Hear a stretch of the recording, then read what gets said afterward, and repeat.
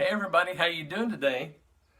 Well, today is the 20th of May, which means that we've been doing this together for 2 months now. I think my first letter was the 20th of May, or the 20th of March. That'd be 2 months. The 20th of March.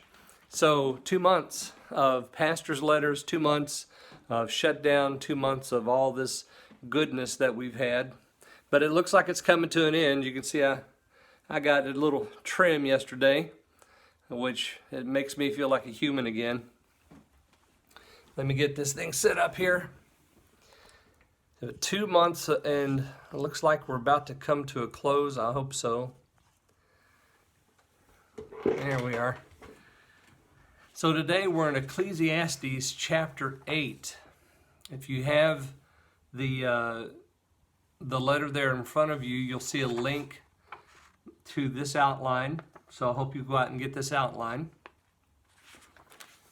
Ecclesiastes chapter 8, there's lots of good stuff here, but the thing that just jumps off the page at me is verse 5.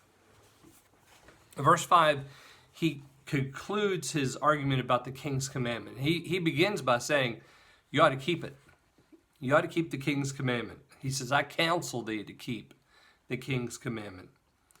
And in regard of the oath of God. And he's talking about their oath that they've made to be obedient. So we, the church, we have the same responsibility. We're to be obedient to the higher authorities because they've been put in place by God. Now, we don't have to agree with what they do. And if they infringe on our rights of worship, actually taking them away, then that's a problem. Then the church has to go underground and the church has to become militant and, those kind of things. And I don't mean militant in a violent way. You know what I'm saying? Militant in a way of being prophetic, being a voice. It ought to be a voice anyway, but a voice to the current king or whoever's in authority. But we come to verse 5, and in verse 5 he says, a wise man's heart discerns both time and judgment. A wise man's heart discerns both time and judgment. Well, that's necessary for right now, isn't it?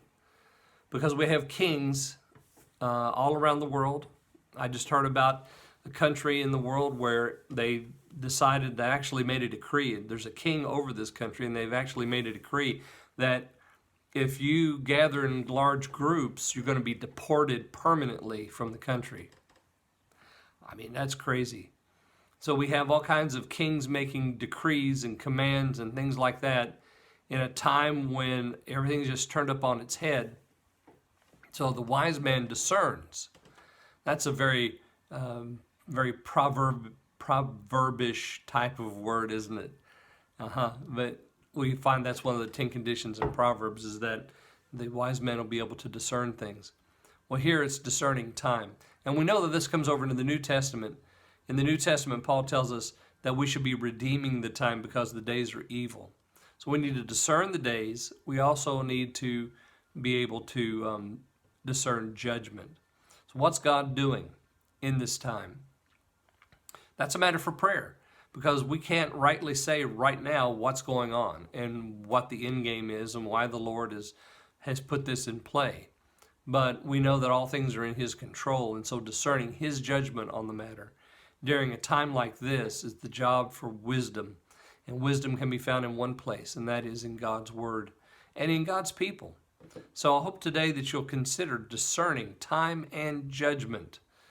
Let's be discerning people. Let's not react, just off the cuff, shoot from the hip kind of thing. Let's not react out of our emotional response to things. No, let's be wise and discern. There's something going on. We need to discern the times so that we know how to live. We need to discern the judgment of God so that we'll know how to help others. That's an important piece to our walk right now. So I hope that you'll take this into your prayer closet and ask the Lord to help you to discern both time and judgment. I love you guys. I miss you. I'll see you soon. Bye.